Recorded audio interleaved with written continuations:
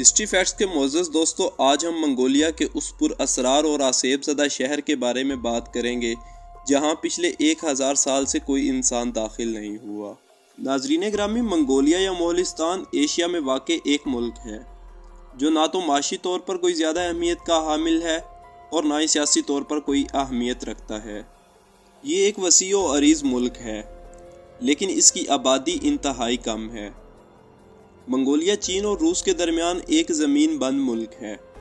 اس کے شمال کی جانب روس اور جنوب کی جانب چین واقع ہے۔ ملک کے شمال اور مشرقی حصوں میں بہت سے پہاڑ ہیں۔ جنوبی حصے میں صحرائے کوبی ہے۔ رقبے کے اعتبار سے 18واں بڑا ملک ہے۔ دوستو، اس ریگستانی علاقے کی تاریخ بہت دلچسپ ہے۔ اس علاقے نے دنیا کے سب سے بڑے فاتح چنگیز خان سمیت ہلاکو خان، برقہ خان، قبلائی خان اور تیمور لنگ جیسے فاتحین کو جنم دیا ہے، جنہوں نے جنوبی ایشیا اور دنیا کے ایک بہت بڑے حصے پر منگول حکومت قائم کی۔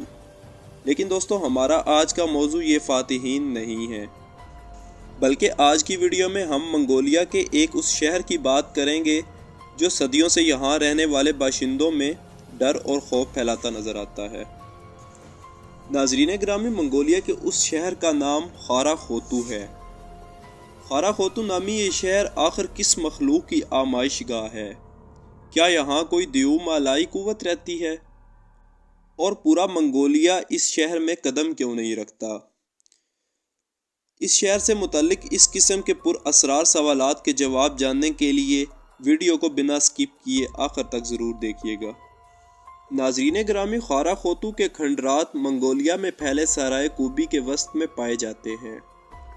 خارا خوتو کا مطلب شہر سیاہ ہے، یعنی کالا شہر، جبکہ منگولیا کے کچھ لوگ اسے کالا پانی بھی کہتے ہیں۔ یہ شہر ممنوعہ ہے اور مقامی باشندے بھی اس شہر سے دور رہنا ہی پسند کرتے ہیں۔ منگولیا کی عوام میں اس شہر کے متعلق مختلف قسم کی باتیں پائی جاتی ہیں۔ ان کا کہنا ہے کہ یہاں کی مٹی سے ایک مخصوص قسم کی بو آتی ہے، جبکہ کچھ لوگوں کا یہ کہنا ہے کہ یہاں کی فضاؤں میں معصوم بچوں کی چیخیں اور سسکیاں سنائی دیتی ہیں۔ وہیں کچھ لوگ کہتے پائے گئے کہ انہوں نے اس علاقے میں بہت سی کٹی پھٹی اور ادھڑی ہوئی لاشیں دیکھی ہیں۔ اسی لیے اس شہر میں سیاحوں کا سیر کے لیے آنا تو دور کی بات، لوگ اس شہر کے قریب آنے سے بھی ڈرتے ہیں۔ صدیوں پہلے آسیب زدہ اور ویران کہلایا جانے والا یہ شہر ایک جیتا جاگتا زندگی سے بھرپور اور ایک پر رونق شہر ہوا کرتا تھا۔ دوستو، اس شہر کے باشندے با تہذیب اور دولت مند ہوا کرتے تھے۔ اس کے علاوہ اس شہر کے ساتھ ساتھ ایک دریا بھی بہا کرتا تھا اور یہاں کی زمین بھی بہت زیادہ زرخیز ہوا کرتی تھی۔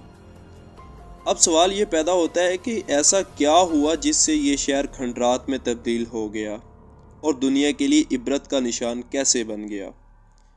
پیارے دوستو، تاریخ کے اوراق بتاتے ہیں کہ یہ شہر 1032 عیسوی میں بسایا گیا تھا۔ اسے یہاں بسنے والی ایک مشہور چینی قوم تنکور نے آباد کیا تھا۔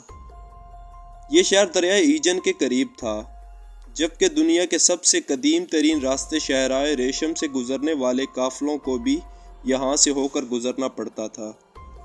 شاہراہ ریشم کے قریب ترین ہونے کے باوجود یہ لوگ تجارت سے وابستہ نہیں تھے، بلکہ یہ لوگ یہاں سے گزرنے والے قافلوں کو مختلف قسم کی سہولیات جیسا کہ کھانا پانی اور آرام فراہم کر کے اپنا گزر بسر کرتے تھے۔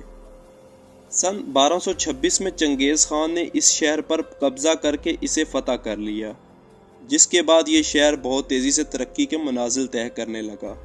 اس شہر کی انتظامیہ اور یہاں کی شان و شوکت کے بارے میں مشہور سیاح مارکو پولو نے بھی اپنے ایک سفر نامے میں بات کی ہے۔ اس دور میں یہ شہر ایڈزنا کے نام سے پکارا جاتا تھا، جس کی دیواریں بہت مضبوط تھی۔ یہاں آپ کو چینی اور منگول ثقافت کا ایک امتزاجی رنگ نظر آتا ہے۔ بعد ازاں قبلائی خان کی قائم کردہ سلطنت میں یوآن ڈینسٹی میں اس شہر کو ایک خاص مقام حاصل رہا۔ دوستو، قبلائی خان نے 1260 میں چین کے شاہی تخت پر قبضہ کر لیا اور وہاں 34 سال تک حکومت کی۔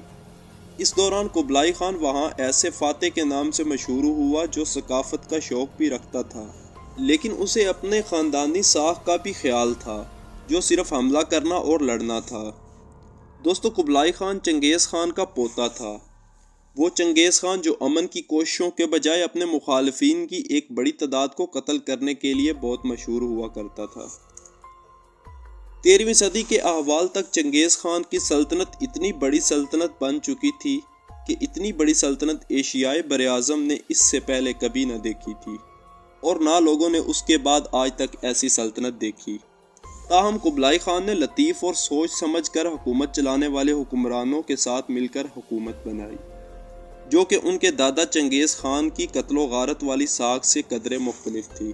لیکن دوستو ایسا اچانک نہیں ہوا تھا۔ چنگیز خان کا انتقال 1227 میں ہوا تھا، اور مختلف جانشینوں کے بعد ان کے پوتے قبلائی خان کی باری آئی تو وہ بھی فتوحات کے مشن کو آگے بڑھانے لگے۔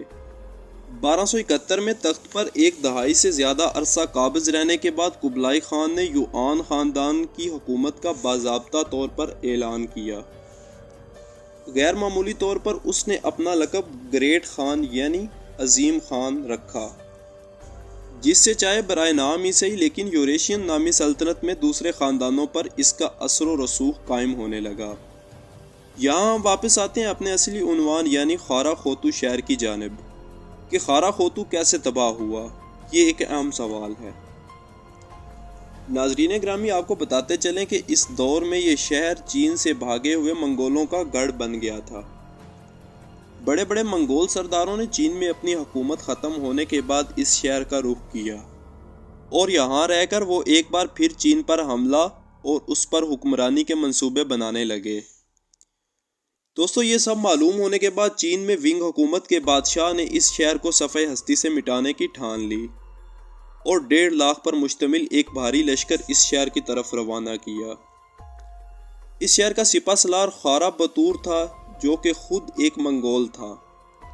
دوستو خارا بطور نے چینی فوج کی سخت مزاحمت کی، اور جب چینی فوج اس شہر میں داخل نہ ہو سکی تو انہوں نے یہاں سے گزرنے والے دریائے ایجن کا رخ موڑ دیا، جس کی وجہ سے یہاں کے شہری پانی کے قطرے قطرے کو ترس گئے، اور پھر جب شہر میں خوراک کا ایک دانہ اور پانی کا ایک قطرہ نہ بچا تو یہاں کے سپہ سالار خارا بطور نے اپنے تمام اہل خانہ کو قتل کر دیا اور اس کے بعد خود بھی خودکشی کر لی، جس کے بعد یہاں کے باسیوں نے چینی فوج کے لیے شہر کے دروازے کھول دیے۔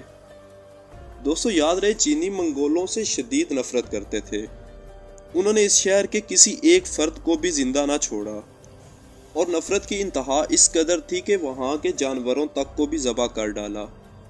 دوستو آپ تصور کریں کہ آج تک یہ شہر غیر آباد ہے، اور یہاں کے واقعات ظلم کی وہ داستان بیان کرتے ہیں جو چینی فوج نے منگول شہریوں پر صدیوں پہلے ڈھائے تھے۔ خوف کا یہ عالم ہے کہ آج بھی منگولیا کے باسی اس شہر میں داخل ہونے کی ہمت نہیں کرتے، اور اس شہر سے طرح طرح کی دیو مالائی کہانیاں جوڑی جاتی ہیں۔ کہا جاتا ہے کہ منگول قوم ایک ایسے خانہ بدوش قبیلوں پر مشتمل تھے جو ماہر گھوڑ سوار تھے، جو مویشی پالنے کے علاوہ شکار اور تجارت کرنے سے بھی اپنا گزر بسر کیا کرتے تھے۔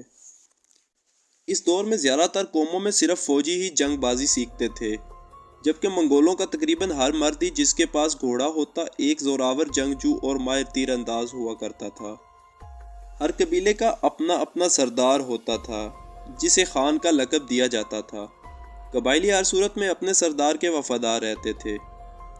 چنگیز خان کے لشکر ایسے تیر اندازوں پر مشتمل تھے جو گھوڑوں پر سوار ہو کر تیر چلانے میں ماہر تھے، اس لیے وہ اتنی تیزی سے حملہ کر سکتے تھے کہ دشمن ان کا مقابلہ نہیں کر پاتے تھے۔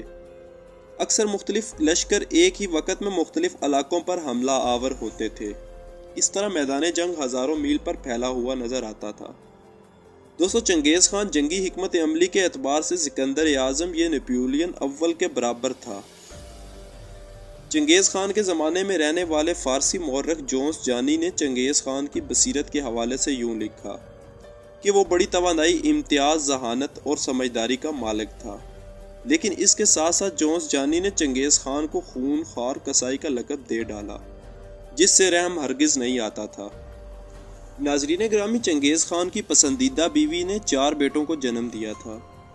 تیسرے بیٹے کا نام اوقتائی خان تھا، اور اسی کو چنگیز خان کی موت پر خاقان بنایا گیا۔